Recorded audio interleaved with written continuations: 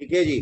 तो चलो, हम लोगों ने लास्ट क्लास में क्या किया था, गुडविल का चैप्टर अपना चल रहा था, और गुडविल के चैप्टर के अंदर हमने क्या करना है, गुडविल के चैप्टर के अंदर अब हमने करना है, हम लोगों ने किया था एडमिशन। अगर किसी पार्टनर का एडमिशन होता है तो उस केस में गुडविल के अंदर क्या जर्नल एंट्रीज होंगी, ये हमने किया था। और आज हम करने वाले हैं, अगर किसी का एडमिशन ना हो, किसी की रिटायरमेंट भी ना हो, लेकिन जो लोग एग्जिस्टेंस में हैं उन लोगों की प्रॉफिट शेयरिंग रेशियो चेंज हो जाए, यानी कि उनका कॉन्स्टिट्यूशन चेंज हो जाए। ठीक है जी। क्योंकि कॉन्स्टिट्यूशन क्यों बोल रहा हूं मैं, क्योंकि भाई जो पार्टनरशिप फॉर्म है उसका काम ही है प्रॉफिट अर्न करना। तो प्रॉफिट अर्न करने की अगर किसी भी तरीके से उनकी शेयरिंग रेशियो बदल जाती है तो हम क्या कहते हैं जी, उनका कॉन्स्टिट्यूशन चेंज हो गया। वैसे आप कॉन्स्टिट्यूशन चेंज होने को ये भी कह सकते हैं कि पार्टनरशिप फॉर्म जो है वो कंपनी में बदल गई या फिर कुछ और। ठीक है, खैर मेरा जो मतलब था वो मैंने आपको समझा दिया। तो हम क्या कह रहे हैं, हम ये कह रहे हैं कि सर हमारे पास में इस सिचुएशन के अंदर क्या है कि हमारी प्रॉफिट शेयरिंग रेशियो जो है वो चेंज हो गई है। ठीक है जी, चलिए फिर स्टार्ट करते हैं। अब इस सिचुएशन के अंदर हमें क्या करना है, इस सिचुएशन के अंदर हमें क्या करना है। देखो, जब प्रॉफिट शेयरिंग रेशियो चेंज हो रही है तो किसी को फायदा होगा और किसी को नुकसान होगा, है ना। किसी को फायदा होगा और किसी को नुकसान होगा। तो जो गुडविल का अमाउंट है उसमें कुछ लोग सेक्रीफाइस करेंगे और कुछ गेन करेंगे, यानी कि गुडविल को हम रीवैल्यूएट करेंगे। गुडविल को हम रीवैल्यूएट करेंगे का मतलब क्या है, हम आंकेंगे हमारी गुडविल उस टाइम पे कितनी है। ठीक है, और आंकते किस हिसाब से, ये हम लास्ट क्लास में वैल्यूएशन के अंदर पढ़ चुके हैं। तो अब हम क्या करने वाले हैं, सर जो हमने गुडविल का वैल्यूएशन किया है उसमें प्रॉफिट शेयरिंग रेशियो के चेंज होने से किसी पार्टनर को फायदा हो रहा है और किसी को नुकसान हो रहा है। तो जो पर्सन गेन कर रहे हैं वो पर्सन पे करेंगे गुडविल का पैसा किनको, जो लोग सेक्रीफाइस कर रहे हैं। ठीक है, तो आप यहां पे लिख लीजिए, गेनिंग पार्टनर्स विल पे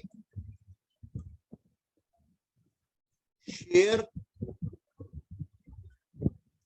to sacrificing partners as per their gains।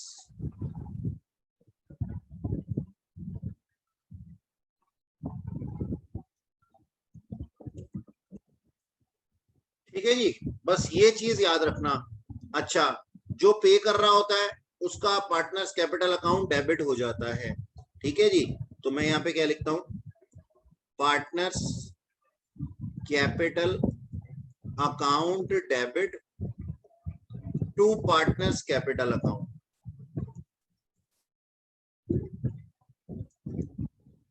और हमें पता है ये कौन से हैं, गेन वाले, और ये बेचारे कौन से हैं, जिन्होंने लॉस उठाया है। ठीक है, ओके, इसी तरीके से है हमारे पास। अच्छा, चलो अब क्वेश्चन को पढ़ लेते हैं। ABC are equal partners. They want to change their profit sharing ratio into 4:3:2. Make the necessary journal entry. Goodwill को वैल्यू किया है हमने 90,000 पे, यानी कि उन्होंने सीधा ही दे दिया आपको गुडविल का पैसा, लो जी गुडविल इतनी है। अब चेक कर लेते हैं सर कि किसने जो है फायदा लिया, किसने नुकसान लिया। तो ए का पुराना गेन कितना, ए का क्या नाम है, पुराना रेशो क्या था, ए का पुराना रेशो था पहले वो इक्वल पार्टनर थे, है ना। तो ओल्ड माइनस न्यू करने पे आता है सेक्रीफाइस। अब न्यू माइनस ओल्ड करके हम क्या निकालते हैं, new share minus old share is equal to gain. और old share minus new share is equal to loss. अगर वैसे जरूरत नहीं है दो दो चीजें रट्टे मारने की, सोचने वाली बात है, इस इक्वेशन पे चलते हुए अगर आपका बैलेंस नेगेटिव आ जाए तो उसका मतलब क्या होता है सर, लॉस हो गया, यानी कि उसने सैक्रिफाइस किया है। इस पॉइंट पे चलते हुए, इस इक्वेशन पे चलते हुए अगर हमारे पास में मतलब रिवर्स में आंसर आ जाता है, कहने का मतलब यही है कि अगर रिवर्स में आंसर आ जाता है तो सर वो क्या हो जाता है हमारे पास में, उसका उल्टा हो जाता है, गेन है तो लॉस और लॉस है तो गेन हो जाता है। ठीक है, चाहे कुछ भी ले लो। अच्छा, अब यहाँ पे क्या लिखा हुआ है, हमने कौन सा इक्वेशन लगाया, हमने लिखवाया जी, हमने लगाया है पुरानी रेशियो थी इनकी 4:3:2, नहीं पुरानी रेशियो थी इक्वल, अब इनकी नई रेशियो है 4:3:2। तो हमने क्या किया, हमने ओल्ड में से न्यू माइनस ओल्ड में क्या बोल रहा हूं मैं, हाँ, जो न्यू में से ओल्ड माइनस कर दिया, न्यू में से ओल्ड माइनस कर दिया हमने, तो ये न्यू शेयर था कितना इसका 4/9 ए का, बी का कितना था, बी का 1/3, देखो 4 3 7 8 9, तो इसको हम 1/3 भी कह सकते हैं, और ये है 1/3।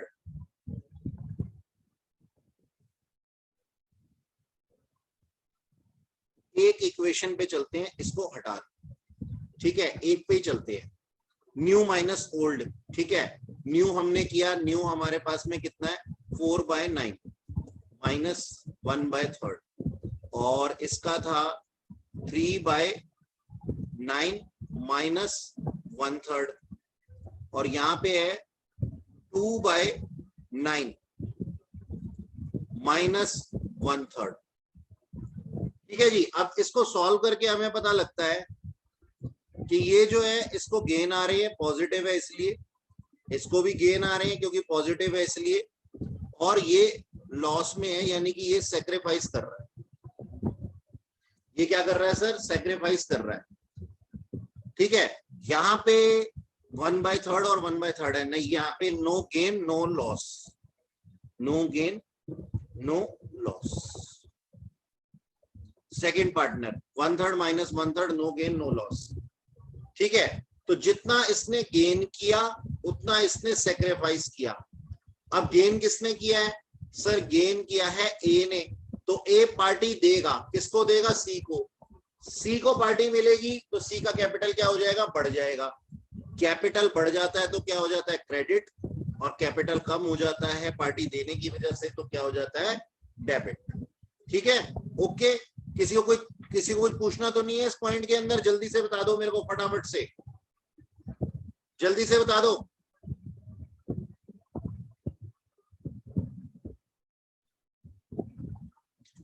ठीक है जी, आगे चलता हूं।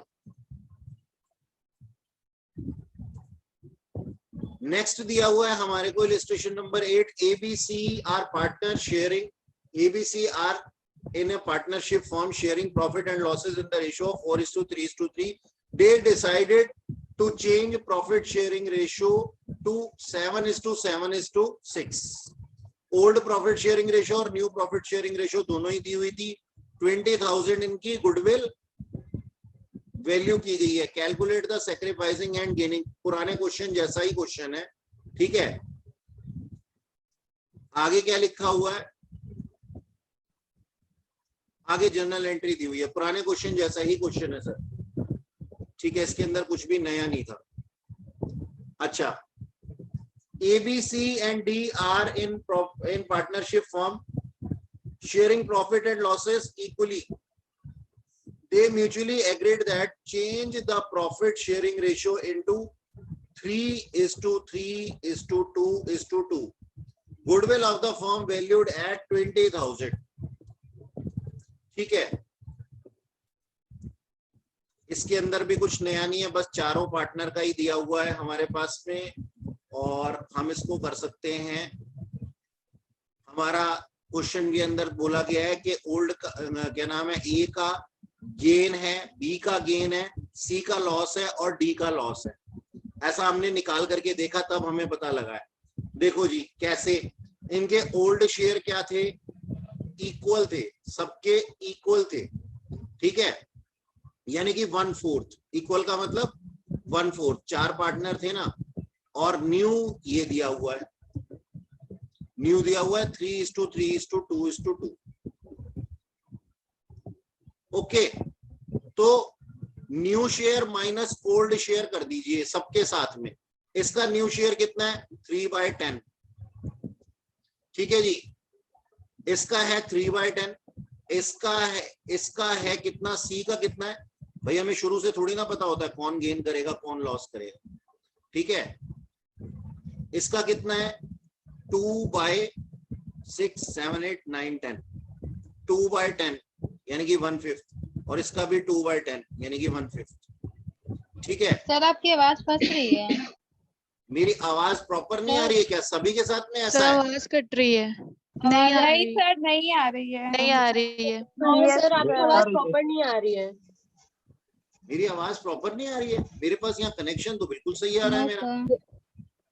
मेरा ये नेटवर्क नहीं आ रहा कनेक्शन सर, क्रैक हो रही है। आ रही है सभी को कट कट के आ रही है। यस सर, अरे नहीं भाई आ रही ये सर। कैसे हो सकता है? ये देखो, तुम्हें दिखाई दे रहा है स्क्रीन पे, मेरा नेटवर्क कनेक्शन चल रहा है अच्छे से। सर नहीं दिख रहा कुछ, नहीं दिखाई दे रहा। ऐसे कैसे हो सकता है यार, एक सेकंड ठहरो तुम लोग, तुमने तो आप मुझे भी तो नहीं दिख रहे। हाँ दिख रहे हैं। मुझे तो आप लोगों की आवाज बिल्कुल साफ आ रही है। आपकी नहीं आ रही, पर आपकी रुक तो रुक के आ रही है। अच्छा ऐसा है क्या?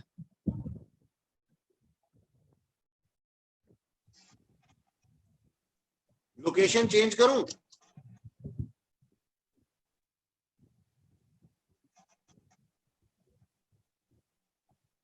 दो मिनट देना,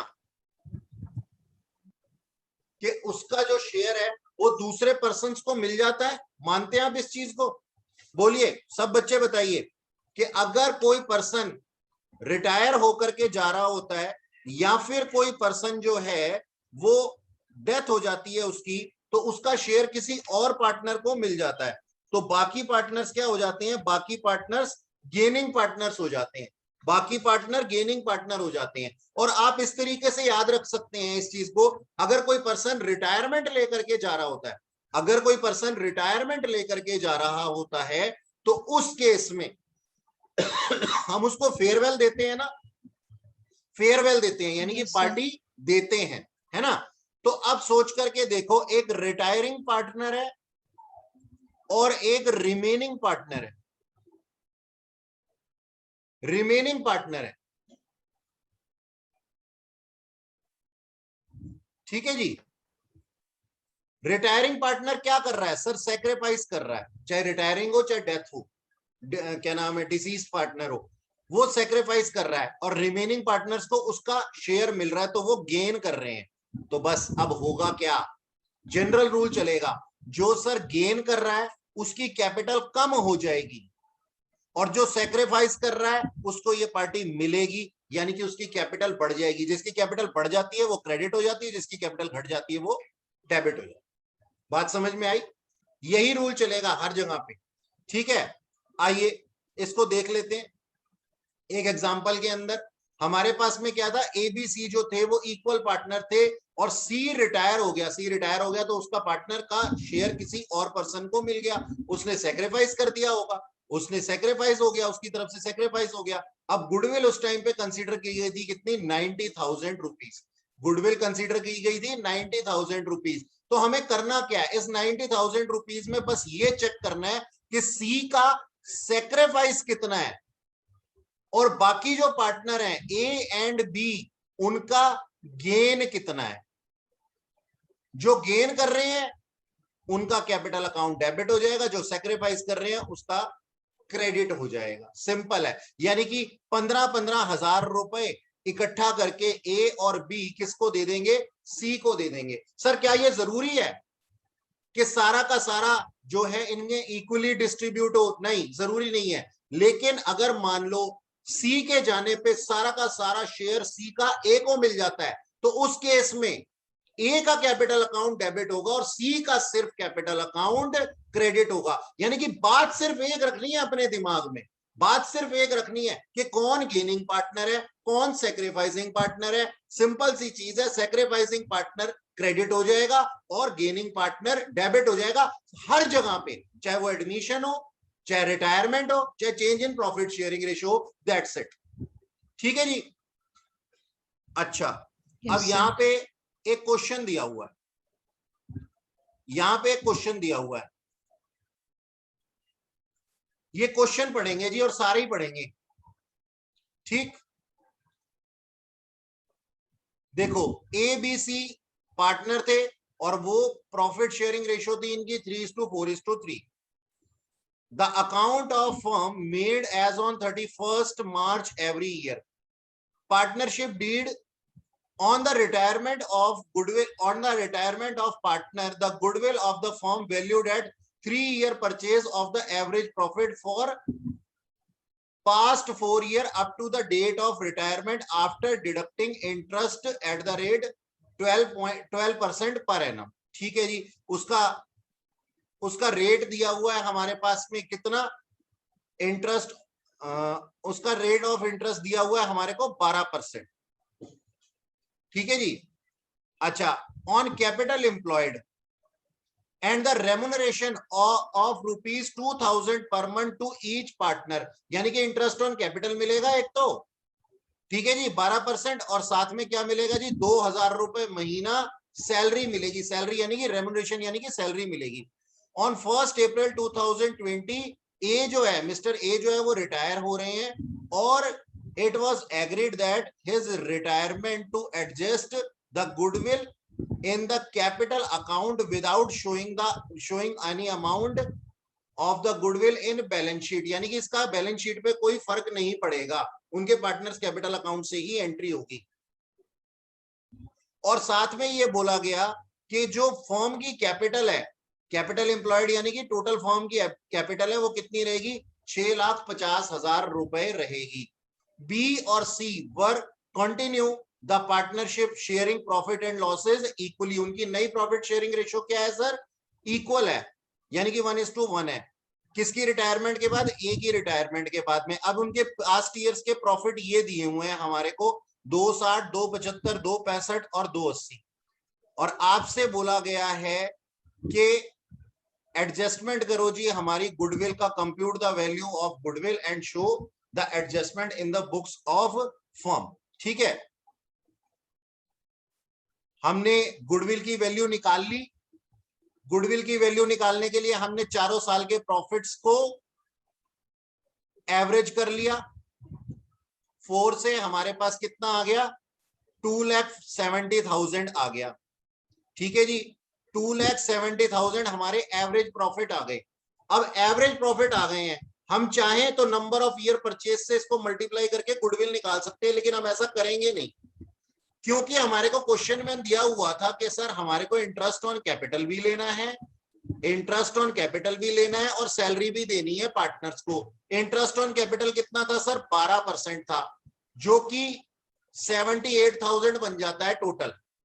और सैलरी टू पार्टनर कैसे, 2,000 रुपए पर थाउजेंड, और 3 पार्टनर्स को सैलरी दी गई है 1 साल की 2,000 इंटू 12 महीने के लिए 3 पार्टनर्स को, तो 72,000 आ गया। एडजस्टेड एवरेज प्रॉफिट आ जाते हैं 1,20,000 रुपए, और उसको हम नंबर ऑफ पीयर्स से मल्टीप्लाई कर देते हैं 3,60,000। टोटल गुडविल आ जाती है, टोटल गुडविल आ जाती है सर। ठीक है, ये फर्म की टोटल गुडविल है। अब उस टोटल गुडविल में मिस्टर ए का शेयर कितना था, मिस्टर ए का शेयर था सर 3/10, 3/10, जो कि हमारे को बनता है 1,08,000 रुपीज। यानी कि मिस्टर ए को उनके रिटायरमेंट पे 1,08,000 रुपए, 1,08,000 रुपीज क्या मिलेंगे, as a share of goodwill मिलेगा।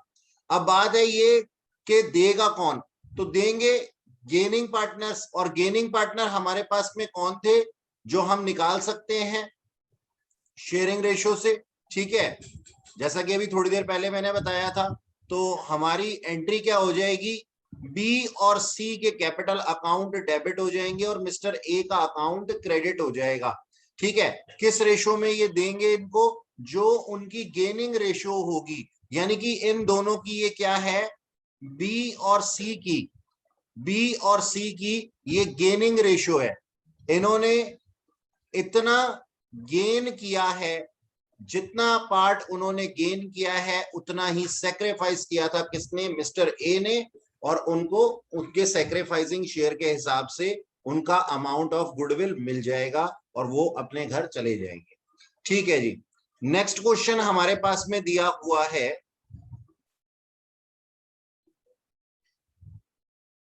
नेक्स्ट क्वेश्चन हमारे पास में दिया हुआ है, mister CU and AU.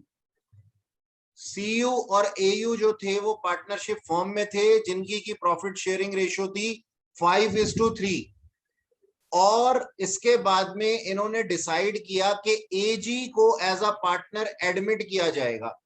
Admission, admission किन शर्तों पे एडमिशन लिया जाएगा कि सर जो न्यू पार्टनर है वो 2 लाख रुपए as a share of capital लाएगा और उसका शेयर होगा 1/4, यानी कि 2 लाख रुपए उसकी कैपिटल है और उसकी प्रॉफिट शेयरिंग रेशियो कितनी होगी, 1/4 होगी। न्यू प्रॉफिट शेयरिंग रेशियो दी हुई है 2:2:1, सी, एयू और एजी की। ठीक है, आगे बोला गया कि सी को जो है, जो सीयू है, सीयू जो एक पार्टनर है, उसको सैलरी मिलेगी 2,000 रुपए पर मंथ, जो कि रिवाइज हो गई है। इसको अंडरलाइन कर लेना अपनी बुक में, जो कि रिवाइज हो गई है 3,000 रुपए पर मंथ। कब से, 1 अक्टूबर 2018 से, यानी कि साल 2018 के अंदर अक्टूबर से पहले अप्रैल से लेकर के सितंबर तक उनकी सैलरी कितनी होगी सर, उनकी सैलरी होगी 2,000 रुपए पर मंथ, और फिर अक्टूबर से मार्च तक उनकी सैलरी होगी 3,000 रुपए, 3,000 पर मंथ। इसको हम नंबर ऑफ मंथ से मल्टीप्लाई करके टोटल सैलरी निकाल सकते हैं, जो कि हमें इफेक्ट करेगी किसमें, 2018 में, 2018 में। चलिए आगे पढ़ते हैं। आगे लिखा हुआ है कि इंटरेस्ट ऑन कैपिटल दिया जाएगा, इंटरेस्ट ऑन कैपिटल दिया जाएगा 8% के हिसाब से पर एनम, और कैपिटल एज ऑन 31 मार्च 2020 को इस तरीके से होगी, सीयू की 4 लाख, एयू की 3 लाख। ठीक है जी, और जो एजी नए पार्टनर आए हैं उनकी कितनी कैपिटल है, उनकी कैपिटल है सर 2 लाख रुपए। ठीक है, वो क्वेश्चन में दिया ही हुआ था। नेक्स्ट हमें बोला गया है कि हमें गुडविल कैलकुलेट करनी है, वैल्यूएट करनी है, इवैल्यूएट करनी है क्या, goodwill on the basis of 3 year purchase, 3 साल की परचेज के बेस पे, किस तरीके से, एवरेज, वेटेड एवरेज मेथड से, वेटेड एवरेज मेथड से, कितने साल के, 4 साल, लास्ट 4 साल के। तो अगर आपने लास्ट लेक्चर अच्छे से देखा हो, लास्ट लेक्चर आपने अटेंड किया हो अच्छे से, तो आपको पता होगा कि वेटेड एवरेज मेथड से हम गुडविल को किस तरीके से कैलकुलेट करते हैं। ठीक है, तो ये हमारे 4 साल के प्रॉफिट्स थे, ये हमारे पास में 4 साल के प्रॉफिट्स थे। लेकिन अब क्वेश्चन के अंदर है सर ट्विस्ट, अब क्वेश्चन के अंदर है ट्विस्ट। क्या ट्विस्ट है, क्वेश्चन ये कहता है सर ये जो प्रॉफिट्स है ना, इनको हमें रेक्टिफाई करना होगा, इन पॉइंट्स को हमें रेक्टिफाई करना होगा। यानी कि साल 2016-17 का जो प्रॉफिट आपको 2,10,000 रुपए दिखाई दे रहा है, असल में वो 2,10,000 रुपए नहीं है, उसके अंदर कुछ चेंजेस आएंगे। 2017, 18, 19, 20, 21 के अंदर भी कुछ चेंजेस आएंगे।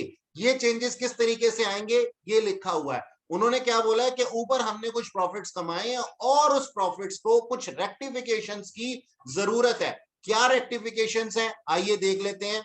लिखा हुआ है एक मशीन हमने 40,000 रुपए की परचेज की थी, कब, 1 अक्टूबर 2018 को, जिसको कि हमने रॉन्गली चार्ज कर दिया रेवेन्यू एक्सपेंडिचर की तरह। सर मशीनरी क्या है, हमारा कैपिटल एसेट है, कैपिटल एसेट की जगह हमने इसको 40,000 रुपए को क्या मान लिया सर, रेवेन्यू एक्सपेंडिचर मान लिया। तो इससे फर्क क्या पड़ा होगा, इससे फर्क क्या पड़ा होगा, इससे फर्क ये पड़ा होगा कि सर हमारे एक्सपेंडिचर की लिस्ट में हमारा ये प्रॉफिट एंड लॉस अकाउंट था, ठीक है ना सर, ये हमारा प्रॉफिट एंड लॉस अकाउंट था। टेक्निकली पॉइंट है, टेक्निकल पॉइंट है, इसको ध्यान से सुनिएगा मेरे से। तो प्रॉफिट एंड लॉस अकाउंट के अंदर गलती से हमने 40,000 रुपए लिख दिया, गलती से हमने प्लांट एंड मशीनरी परचेज की और 40,000 लिख दिया, जबकि ये लिखना नहीं चाहिए था, और उसकी वजह से हमारा नेट प्रॉफिट कितना है, 2,10,000 रुपए है, 2,10,000 रुपए है। ठीक है सर, तो अब इसका इफेक्ट क्या होना चाहिए, 2,10,000 रुपए है, क्या ये एक्सपेंडिचर यहां आना चाहिए था, क्या ये एक्सपेंडिचर यहां आना चाहिए था, नहीं सर नहीं आना चाहिए था। एक्सपेंडिचर अगर कम हो जाएगा तो एक्सपेंडिचर यानी कि डेबिट साइड पे हमारी एक्सपेंडिचर की लिस्ट कम हो जाएगी, हमारी एक्सपेंडिचर की लिस्ट कम हो जाएगी, और अगर हमारी एक्सपेंडिचर की लिस्ट कम हो जाती है तो इससे हमारे नेट प्रॉफिट पे क्या फर्क पड़ते हैं सर, हम बहुत अच्छे से जानते हैं, हमारे इकोनॉमिक्स वाले सर ने भी हमें बताया हुआ है कि एक्सपेंडिचर जब बढ़ते हैं तो नेट प्रॉफिट घटते हैं, एक्सपेंडिचर जब घटते हैं तो नेट प्रॉफिट बढ़ जाते हैं, जबकि इनकम के साथ में इसका डायरेक्ट रिलेशनशिप है, यहाँ पे क्या है, इनवर्स रिलेशनशिप है, और इनकम के साथ में डायरेक्ट रिलेशनशिप है। इनकम बढ़ेगी तो नेट प्रॉफिट भी बढ़ जाएंगे, और इनकम घटेगी तो नेट प्रॉफिट घट जाएंगे। ये रूल मैं आज आपको नहीं बता रहा हूं, आप बहुत पहले से जानते हैं। तो सर यहां होगा क्या, ये डिसअलाउड है हमारा प्लांट एंड मशीनरी, और प्लांट एंड मशीनरी का ये एक्सपेंडिचर अगर डिसअलाउड हुआ तो हमारी एक्सपेंसेस की लिस्ट कम हो जाएगी, और एक्सपेंसेस की लिस्ट कम हो जाएगी तो नेट प्रॉफिट बढ़ जाएंगे। कितने रुपए से बढ़ जाएंगे सर, 40,000 रुपए से बढ़ जाएंगे। तो मैं क्या करूं सर, 2,10,000 रुपए में आप ऐड कर दीजिए 40,000 रुपए, 40,000 रुपए। लेकिन कहानी यही खत्म नहीं होती, कहानी यही खत्म नहीं होती, कहानी में आगे ट्विस्ट है। बोलता है हो सकता है कि हमारा जो है ये एक्सपेंडिचर, ये 2018 की बात बोली गई है, ये 2018 की बात बोली गई है, तो 2018-19 के 2,10,000 रुपए हैं, ये भी कोइंसिडेंटली 2,10,000 रुपए हैं।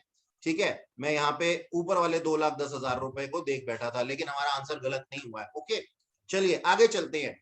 आगे क्या बोला गया, आगे बोला गया कि प्लांट एंड मशीनरी के ऊपर 20% डेप्रीसिएशन लगता है। अब आप मुझे बताइए क्या डेप्रीसिएशन लगना चाहिए था, हाँ सर लगना चाहिए था। तो डेप्रीसिएशन लगेगा तो हमारे एक्सपेंडिचर की लिस्ट बढ़ जाएगी, और अगर एक्सपेंडिचर की लिस्ट बढ़ जाएगी तो नेट प्रॉफिट कम हो जाएंगे। तो अब मुझे क्या करना चाहिए, आप बताइए मुझे क्या करना चाहिए सर, आपको माइनस कर देना चाहिए डेप्रीसिएशन का अमाउंट। क्यों, क्योंकि हमारे एक्सपेंडिचर बढ़ गए तो नेट प्रॉफिट घट गए। कितना एक्सपेंडिचर था सर ये हमारा, 20%, और कितने महीने का, 6 महीने का। तो सर 40,000 रुपए का 20% 6 महीने के लिए कितना बनता है, मुझे आपके मुंह से सुनना है, बताइए कितना बनता है,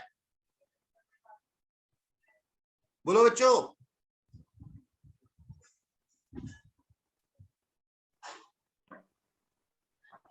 4,000 सर, 4,000। 4,000 ठीक है सर, 4,000 लेस कर दिए, 40,000 ऐड कर दिए, ये हमारा अमाउंट कितना आ गया, जल्दी से बता दो फटाफट से। जो भी आ जाएगा, जो भी आ जाएगा, हमें कुछ नहीं करना, बस मैंने आप लोगों को ये समझाना था, ये मैंने आप लोगों को समझा दिया, ये मैंने आप लोगों को समझा दिया। अब इसी तरीके से हम और एडजस्टमेंट भी पढ़ेंगे, यानी कि हमारे प्रॉफिट्स के ऊपर इफेक्ट करेंगी ये सारी की सारी एडजस्टमेंट्स। 2017-18 के अंदर हमारा जो क्लोजिंग स्टॉक था, जो हमारा क्लोजिंग स्टॉक था वो ओवर वैल्यूड था, ओवर यानी कि ज्यादा दिखाया गया था। ओवर वैल्यूड का मतलब है कि ज्यादा दिखाया हुआ है, इसको हमें कम करना है। ठीक है, ध्यान से सुनेंगे, इसको हमें कम करना है। ठीक है सर, तो क्लोजिंग स्टॉक कहां आता है sir, closing stock credit side पे आता है। 20,000 रुपए हमें कम करने हैं, यानी कि इनकम कम करना है, तो उसके ऊपर नेट प्रॉफिट का क्या फर्क पड़ेगा, नेट प्रॉफिट भी कम हो जाएगा। ठीक है जी, नेट प्रॉफिट भी कम हो जाएगा। अब नेक्स्ट ईयर हमारे पास में होगा 18-19 और 18-19 के अंदर सेम चीज होगी, वो ओपनिंग स्टॉक होगा। वो क्या होगा? वो ओपनिंग स्टॉक होगा। और ओपनिंग स्टॉक भी यहां पे 20,000 रुपए ओवर वैल्यूड होगा। तो इसका मतलब इसको भी कम करना होगा, इसको भी कम करना होगा। एक्सपेंडिचर यानी कि डेबिट साइड पे लिखे जाते हैं, उनको हम एक्सपेंडिचर्स कहते हैं। तो अगर एक्सपेंडिचर्स कम होंगे तो हमारे नेट प्रॉफिट पे क्या फर्क पड़ेगा? हमारा नेट प्रॉफिट बढ़ जाएगा। तो 17-18 के अंदर, 2017-18 के अंदर हमारा इनकम जो है कम हो जाएगी, इसलिए हम क्या कर देंगे सर? माइनस कर देंगे। यहां पे क्या किया हुआ है? माइनस किया हुआ है। यहां क्या किया हुआ? माइनस किया हुआ है। और अगले साल ऐड किया हुआ है। बच्चों वहां पे जो था लिखा हुआ था word over valued. Over valued, over valued का मतलब ज्यादा है, और अब हमें टेक्निकली करना क्या है? कम करना है। ये पॉइंट समझ में आया सब लोगों को? किसी को ना समझ में आया हो कोई दिक्कत नहीं है, दोबारा बता दूंगा। प्लीज मेरे को बताइए, समझ में आया ये आप लोगों को? किसी को कोई दिक्कत तो नहीं है? बोलो बच्चों, मेरे को आपका जवाब चाहिए। ये पॉइंट समझ में आया? यस।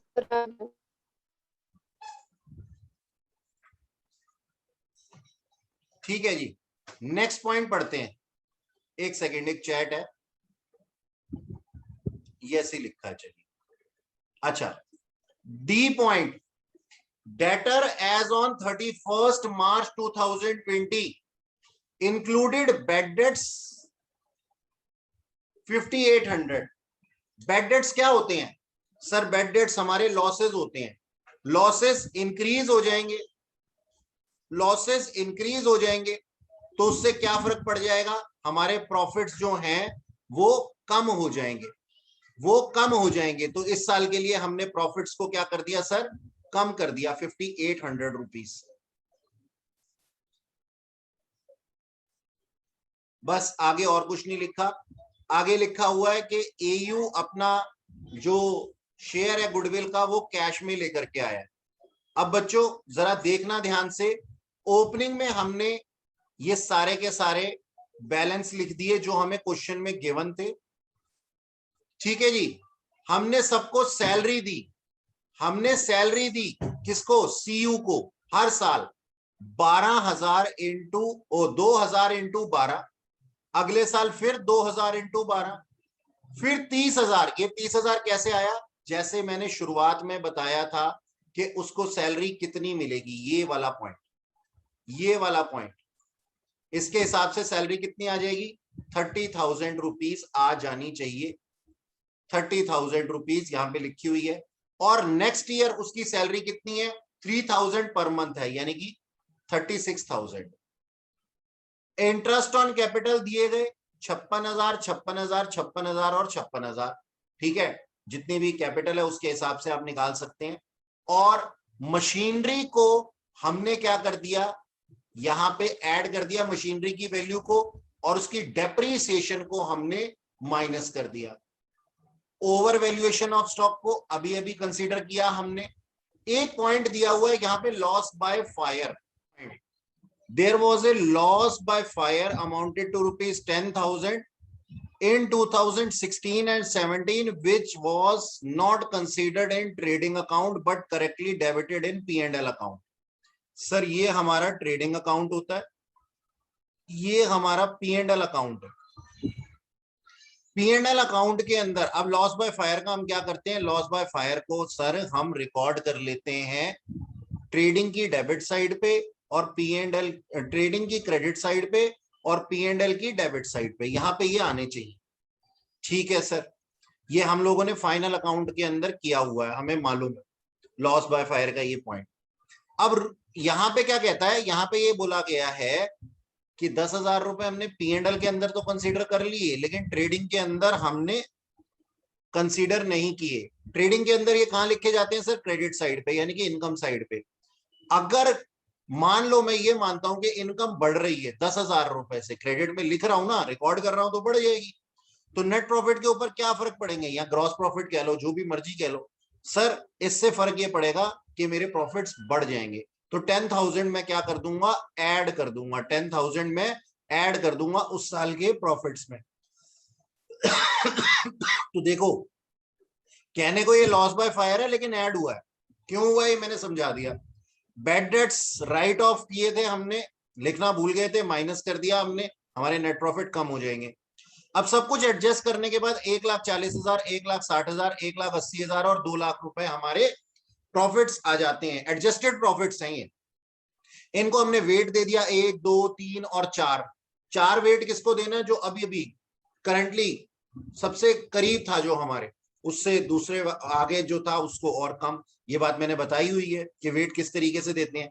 तो हमने इनका प्रोडक्ट निकाल लिया, यानी कि 140 multiplied by 1, 160 multiplied by 2 and so on. इस तरीके से हमने निकाला। ये टोटल हमारे बन जाते हैं कितने, 18 लाख रुपए के, 18 लाख रुपए के हमारे प्रॉफिट्स। इसको हमने डिवाइड कर दिया टोटल वेट से, 1,80,000 आ गया। 1,80,000 रुपए को हमने 3 नंबर ऑफ ईयर परचेज से मल्टीप्लाई कर दिया 3 से। तो ये हमारे पास में कितना आ जाता है सर, 5,40,000 आ जाता है। ये टोटल गुडविल है, टोटल गुडविल ऑफ फर्म। अब मिस्टर एजी जो हैं उनका शेयर कितना है सर, 1/4 है। तो 5,40,000 के अंदर 1/4 कितना हो गया, 1,35,000 रुपीज हो गया।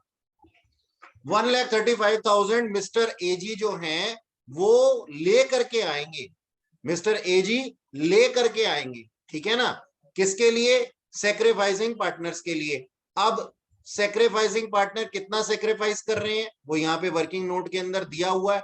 1/8 जो है वो किसने दिया है, सीयू ने, और एयू ने भी 1/8 दिया है। तो वही गेन किया है किसने, एजी ने। आप इस तरीके से निकाल सकते हैं।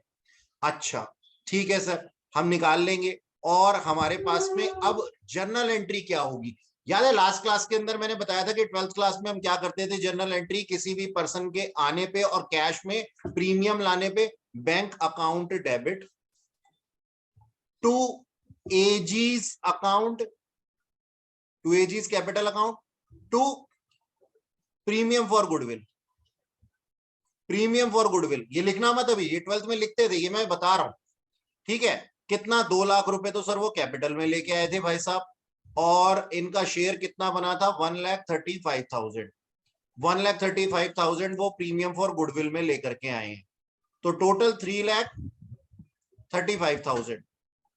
अच्छा सर, अब नेक्स्ट एंट्री क्या होगी, नेक्स्ट एंट्री होगी sir premium for goodwill account debit to sacrificing partner. कौन कौन थे सर, सीयूज कैपिटल अकाउंट और एयूज कैपिटल अकाउंट। और इनका सेक्रीफाइस कितना था, यानी कि 1/8 था ना। तो टोटल गुडविल आई थी फॉर्म की 5,40,000। 5,40,000 का 1/8 आ जाता है कितना, 67,500। 67,500। तो 67,500 और 67,500 इन दोनों को मिलेगा, टोटल कितना मिलेगा, 1,35,000। ये हम 12th क्लास के अंदर एंट्री करते थे। अब हमारा मॉड्यूल क्या कहता है, कहता है प्रीमियम फॉर गुडविल अकाउंट ही नहीं ओपन करना। Premium for goodwill account open नहीं करना, मैंने यहां से इसको हटा दिया, भगा दो इसको, प्रीमियम फॉर गुडविल को, 1,35 के अमाउंट को। तो अब एंट्री क्या बन जाएगी, एंट्री बन जाएगी sir bank account debit to AG's capital account to CU to AU. अब हमें कैपिटल की एंट्री तो करनी नहीं है, हमने नहीं करनी, हमने सिर्फ गुडविल की एंट्री करनी है। अगर कर भी दोगे तो कोई दिक्कत नहीं है, ठीक है जी। तो ये 2 लाख रुपए में से 2 लाख रुपए, यहाँ पे 3,35,000 में से 2 लाख रुपए तो कैपिटल की है, बाकी ये दोनों का है, ठीक है। ये देखो यही एंट्री लिखी हुई है हमारे पास में। या इसको ठीक करो जरा, ये 36,000 नहीं है, 1,35,000 गलत लिखा हुआ है, इसको मॉड्यूल में ठीक कर लेना आपने, ठीक। तो इस तरीके से हमारा ये जो क्वेश्चन है ये पूरा हो जाता है, ठीक है जी।